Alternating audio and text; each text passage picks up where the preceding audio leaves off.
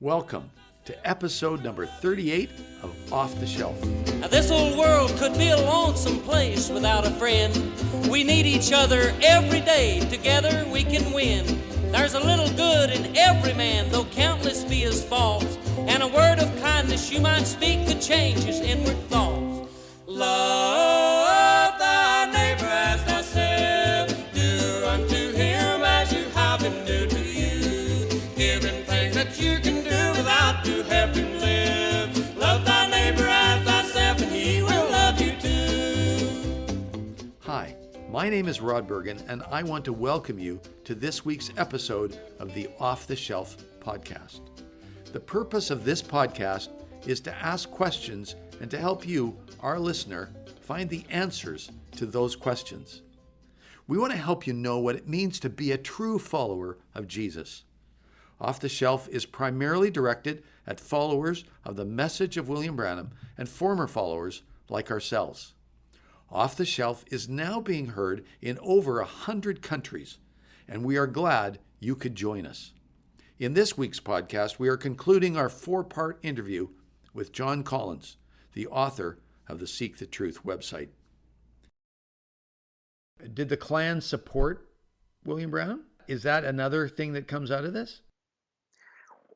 I have identified at least 2 places where he was supportive. There are a lot of theories that there are a lot of questionable areas that I would say are highly likely, but the biggest instance of the Klan supporting William Branham is in the story of William D. Upshaw. Yeah. Upshaw, again, as I said earlier, Upshaw is one of the primary reasons that the Klan is in existence. In his day, he was the Prohibition leader, and he's largely responsible for Prohibition existing in the United States. And he ran for president. He did a lot of things. He did a lot of good things, but he did a lot of things that he somehow managed to wiggle out of that he should not have been able to. One of those things, back then, the Klan agenda had a secret code word. They felt that the separation of the blacks and the whites was so, to them it was anti-biblical, but more than that, it was anti-American. They felt that Catholicism was anti-American. It came from Rome.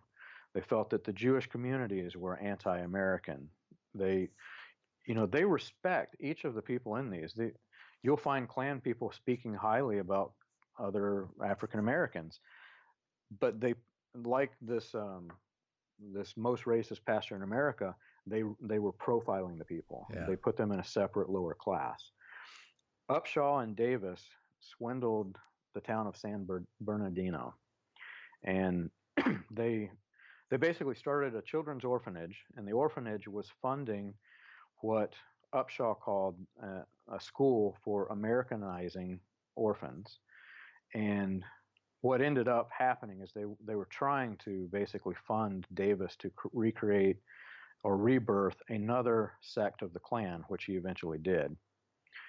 But they got caught. Upshaw left, and he basically hid out for a few years. When Upshaw resurfaces, he comes into one of William Branham's meetings.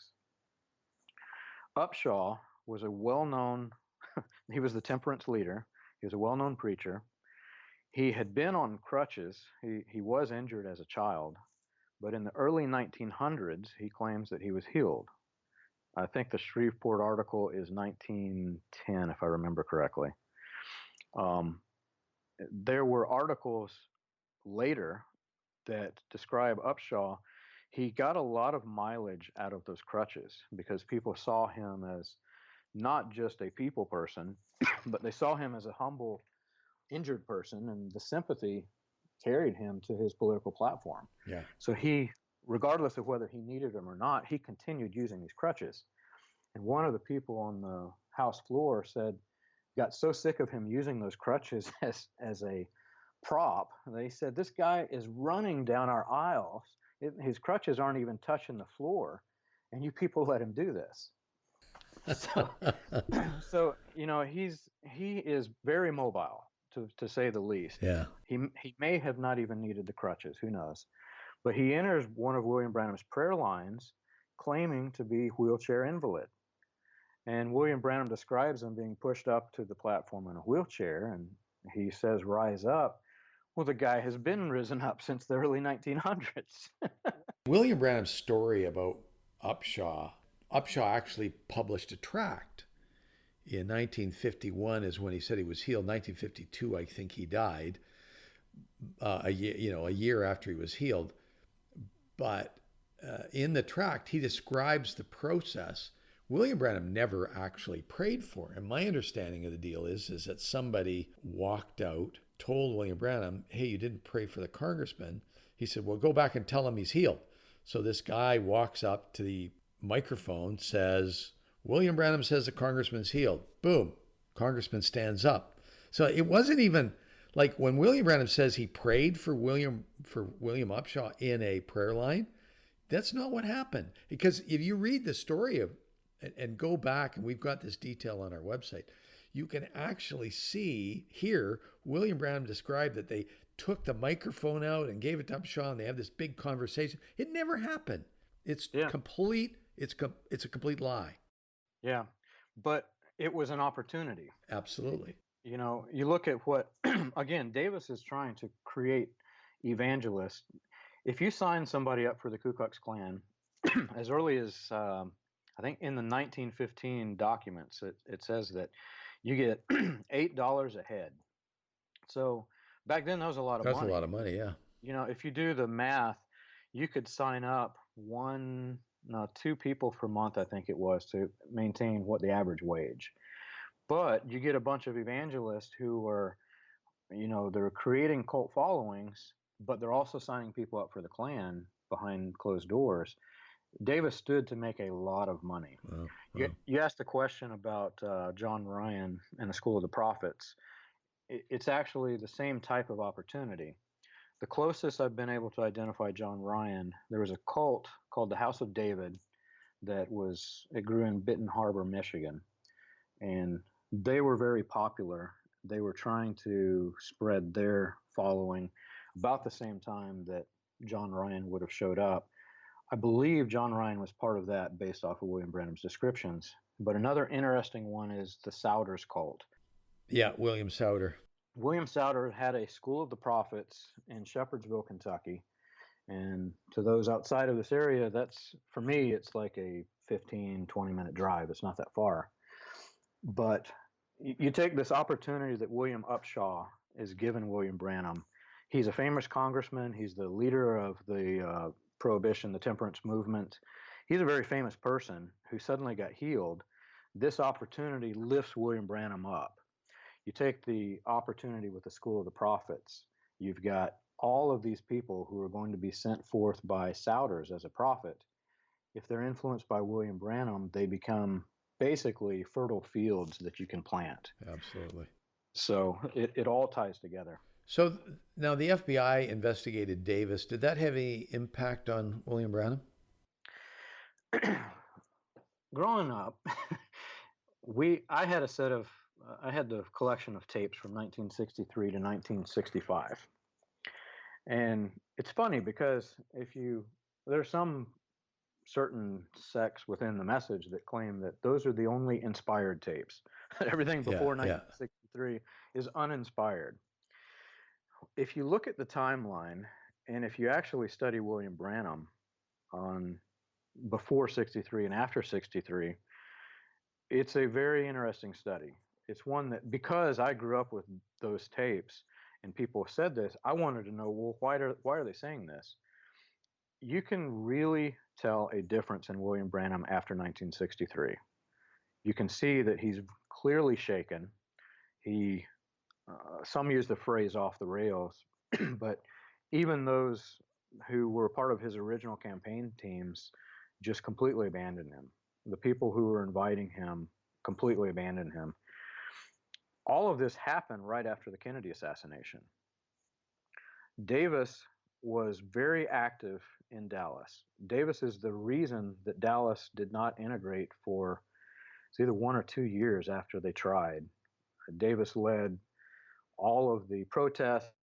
He was helping organize them. He was a strong leader against the integration of African American and white. One author claims that Davis was a shooter who actually shot Kennedy. I don't believe this, but Davis was so deeply involved in the opposition that was in Dallas at the time of the Kennedy assassination that he was part of the criminal investigation by the FBI. So if you truly believe these people that say after 63 things are inspired, you can tell that whatever happened, it created quite a disturbance in William Branham's life.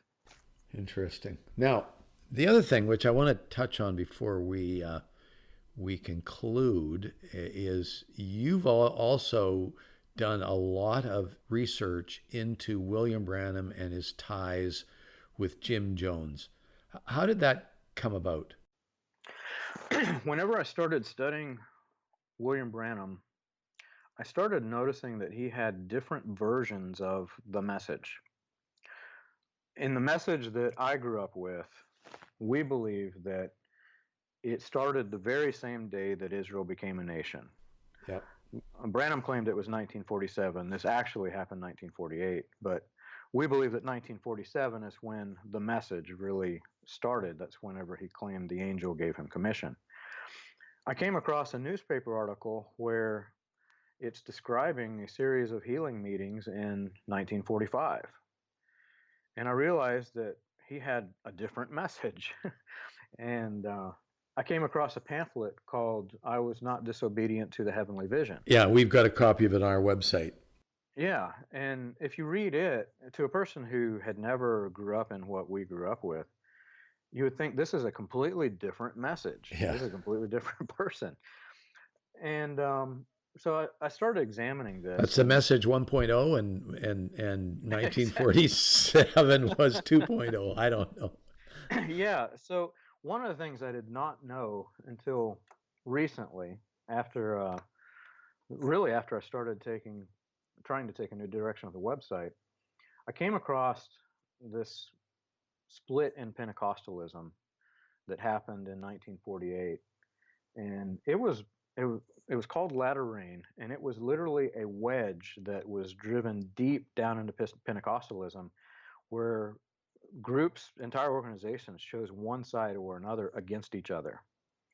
The Assemblies of God was split right down the middle, and what was known as the Independent Assemblies of God, they were created before they had joined the assemblies, but they basically abandoned it and they became their own group.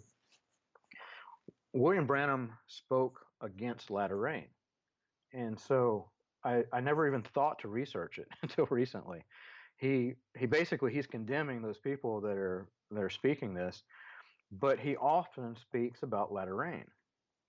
And I came across a collection of sermons that somebody, I think it was Joseph Matson Bose, had this list of William Branham sermons that the file was named Latter Rain Sermons by William Branham. I thought, what is this? So I started studying, and William Branham was the main catalyst for Latter Rain. He was one of two. There was a book that was written by Franklin Hall named Atomic Power with God Through Fasting and Prayer. And William Branham, the story of his going up into Canada, the combination of this birthed Latter Rain. And William Branham tried to ride upon it. There was a man named Avak Hagopian who created a huge stir in 1947. And there was a very wealthy man in California whose son was dying. And he had enough money to do it, so he got a faith healer from Iran to come and pray for his son. So this gets publicized across the entire nation. And Avok comes to California, and it almost looks like you would think it was Jesus Christ coming to California. He's walking wearing the same robes that Jesus wore, the long hair. He looks like Hoffman's Head of Christ. And he comes and he prays for the boy, and he tells the father, I can heal him in 2 weeks. When he says this, this gets printed across the nation. Suddenly, 10,000 people show up in this small town. And they've overloaded the town so much that the hotels can't hold them all. And the Now, was this guy Christian, or is just some mystic? he was he was what's called a mystic Christian, which is another subject for another day. Yeah. But he came basically. What happened is you got 10,000 people here. He was financially feeding off the people. Yeah. He would sick people were flooding in by the thousands, and he would tell people that he would get too weak. He could only pray for 1 a week, I think it was, or 3 a week. This drug on for months, basically, until the guy who brought him there got fed up, and he said he called William Branham, who had just had some success, limited success, in a faith healing meeting. Branham comes there, and he prays for the boy. The boy isn't healed, but when he leaves town, those people follow him. He goes up into Canada, and you find the Canadian newspapers from 1948, and they describe just an onslaught of people coming from town to town. And this attracted some men from North Battleford, and they came down to see this meeting. They describe Branham's doctrine as so irregular that they basically formed a subcult of Pentecostalism from it. Jim Jones. And these were the Hottons. I think they were, yeah. Yeah. So, long story short, to tie it back to Jones, Latter Rain took off in Canada, but through the Independent Assemblies of God, A.W. Rasmussen and Joseph Matson Bozay, they were strong leaders in spreading Latter Rain. They were also part of the reason why William Branham got elevated so much into fame. The message, as it was called back then, was Latter Rain. But William Branham's specific flavor of Latter Rain was called the Sons of God. The Manifested Sons of God. Manifested Sons of God theology. Jones' ordination papers was signed by Joseph Matson Bozay, and William Branham lifted him into power in a meeting with the People's Temple in 1956. And you just recently found out that there was a second meeting, right? I just found that out, I think it was last week.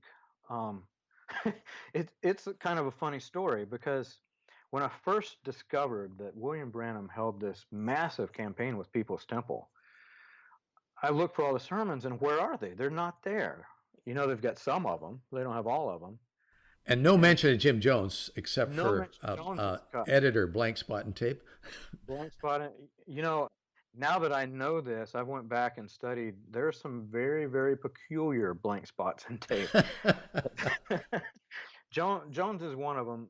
So I published this, and I don't know if it was before or after I started asking the question where these sermons go, but at some point in time, Voice of God Recordings, which is the cult headquarters, has moved some of those sermons from the Indianapolis campaigns from 1957 to 1956. On further examination, it looks like they moved some of them that should have remained in 1957 because of some of the things said according to the timeline. And I've still not verified this, but William Branham was actively meeting with the People's Temple, which is Jim Jones' church. Which is Jim Jones' church. He would hold private interviews, as he did with his cult followers. Jim Jones himself, somebody tried to leave People's Temple, and Jim Jones says, there are things about this message that you don't understand, but it is of God. He's referring to the message, and specifically, he's referring to the message when it was Latter Rain. Which was William Branham's terminology. Exactly.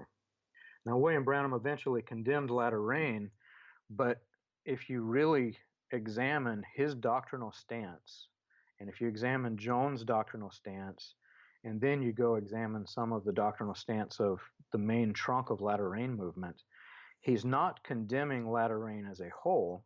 he's condemning those that did not follow his manifest sons of God theology.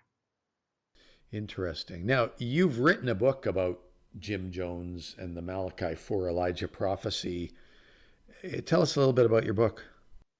So in that book, I basically I wanted to start with not just with William Branham and his connection to Jim Jones, but I wanted to show a trail of theology leading up to the creation of Jones. Because one of the things that I found in studying William Branham, like you mentioned, the School of the Prophets, there are so many different cult leaders and destructive cults that William Branham promoted. And there's so many different theologies that don't seem like the message that he promoted. So I began examining those, and I started learning that as Pentecostalism grew and some of these theologies continued through time, they're linked together by the men who created those theologies. One of the best examples, as it relates to William Branham's side of the Jones story, there was a cult leader named John Alexander Dowie in Zion City, Illinois. He was labeled the richest man in the West because his creation of Zion City, he created such a large cult that he would ask people to come in and they had to basically surrender their funds to the community. He amassed millions and millions of dollars. And William Branham claims that he's speaking to the people in Zion City about Dowie. And he says basically that, the people in Zion City thought that Dowie was Elijah the prophet. Yeah. As do the people in the message that we came out of. William Branham essentially says that he himself is the Elisha to Dowie's Elijah. He says, Dowie prophesied there would be another come. And he said, Dowie was died on one day. I was born on the next day, which which wasn't quite true, but you're out by a few months. Yeah, exactly. And maybe years, yeah. Yeah. So now, what I found is interesting is certainly the research that I've done. It's notable in 1955 that William Branham's ministry kind of died.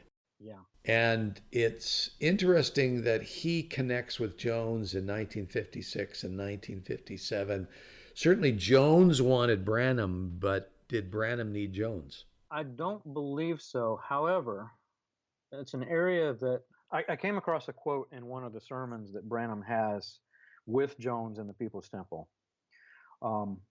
First off, Jones was also an Elijah prophet, just like William Branham. Jones taught the same manifested sons of God theology that today we must have a living word or a spoken word, which is theology William Branham taught.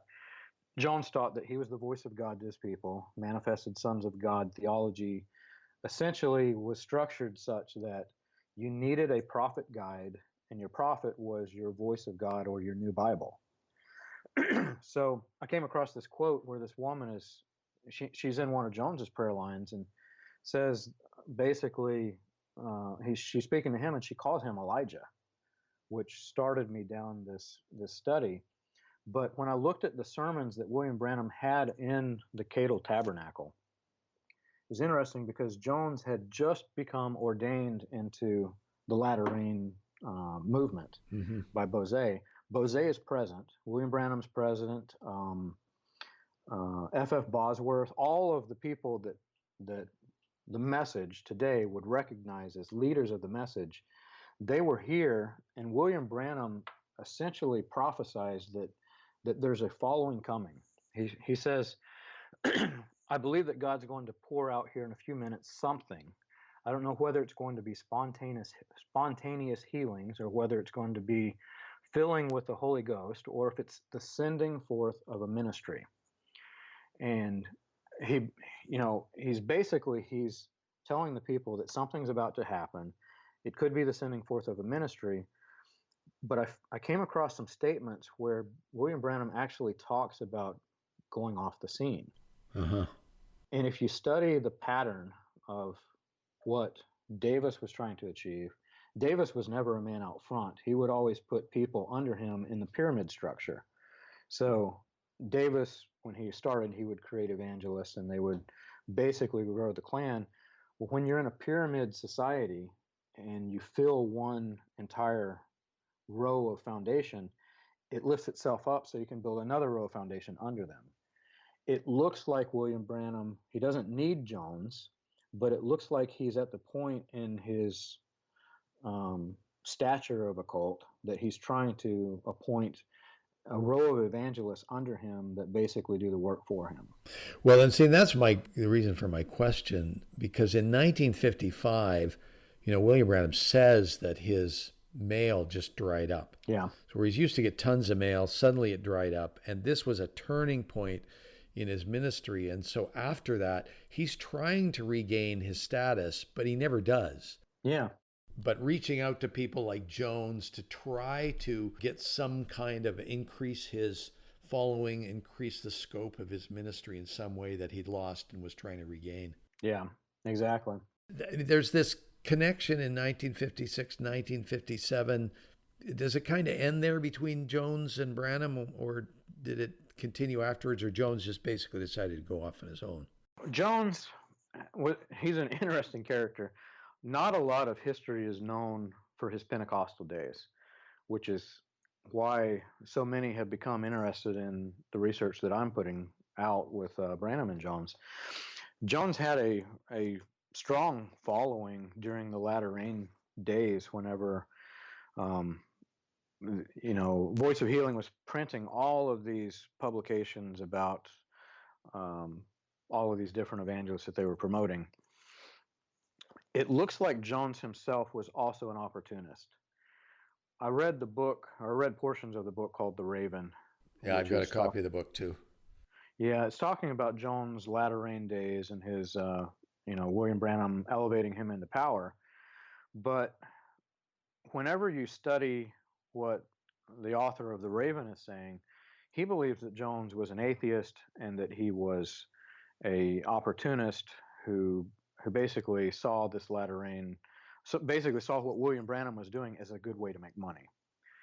And I think a primary reason for this is there's an audio tape where Jim Jones is talking about William Branham, and he essentially says, William Branham doesn't believe a thing in this Bible. He told me so.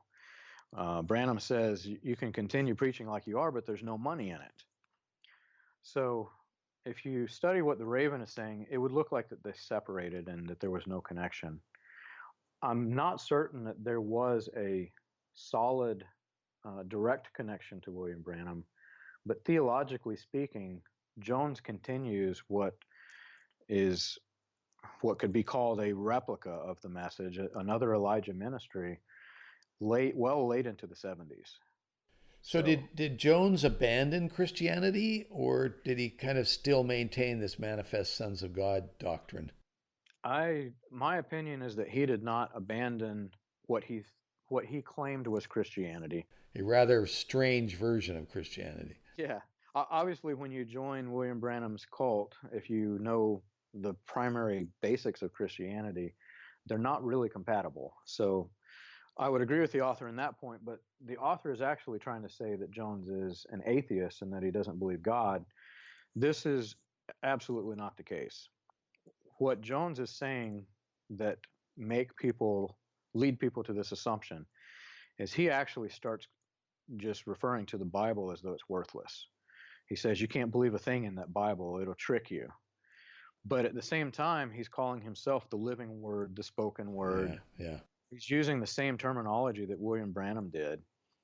And it's heartbreaking to go through this, but I forced myself to listen to the death tapes at the Jonestown massacre.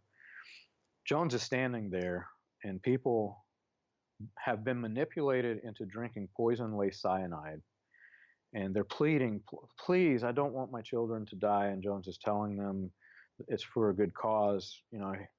It's truly horrific. During this, one of the last things he does is he sings one of the songs that we grew up with in the message. And I came across it, and it just, I mean, it tears me up, because I look at the children that are in the cult today, and they have the same exact setup that Jones had. They have a group of people without boundaries who are on, it's like a train going a track with no rails. You don't know where this train is going. And these people did not join the People's Temple so that they could commit suicide. They joined it thinking that they were joining a Christian version of religion. Yeah, and they were sadly terribly deceived. Do you think that the message, we use the message in, I'm making air quotes with my hands, had much impact on the 1978 Jonestown Massacre? We have to identify which message we're talking about. Yeah. You know, the one from 1945, I've studied what access, what little we have access to. In 1945, the message was just simply that God can heal you. It doesn't have all the elements in the message that we know. Yeah. We were not aware that there was another version before us called Latter Rain, or that even that during some of Branham's sermons from 1947 to 1965 contained Latter Rain sermons. We had no idea. Jim Jones, had he not came in contact with this, would have never been lifted into the power to convince people to do this. So fundamentally, I think the message had huge impact and, quite frankly, enabled the Jonestown Massacre. Did William Branham directly cause it? No. I think anybody would agree that William Branham would have condemned Jones had he been alive. But analysts who studied and had access to the information that we have now would realize that if not for the message, or more specifically, the Manifest Sons of God flavor of the message, Jones could not have done what he did in Jonestown. John, it has been a real pleasure talking to you, and I think we'll bring our discussion to a close, although we could go on a lot longer about a number of other things, and we may do so in the future. I will put links to your books and your website on the offtheshelf.life page for these podcasts that we've just had, and really want to thank you for all the work that you do in letting people know exactly what the truth is and presenting the facts so they can ultimately make their own conclusions, which is what people need to do with the facts when presented to them. So, John, thank you very much. Thank you. Appreciate it very much. Thanks. All right, goodbye. If you have a question or comment, please feel free to go to our website at offtheshelf.life. There is a comment section at the bottom of every episode's webpage. Or you're welcome to send an email to me directly at rod@offtheshelf.life. Have a great week, and thanks for listening. We need old-timey neighborhoods with hearts that's free of greed. God make us good old-fashioned folks who'll be a friend in need. If you want a friend, then be a friend. Do not from charity slack. Do your deeds without a price. Someone will pay you back. Love thy neighbor as thyself. Do unto him as you have him do to you. Give him things that you can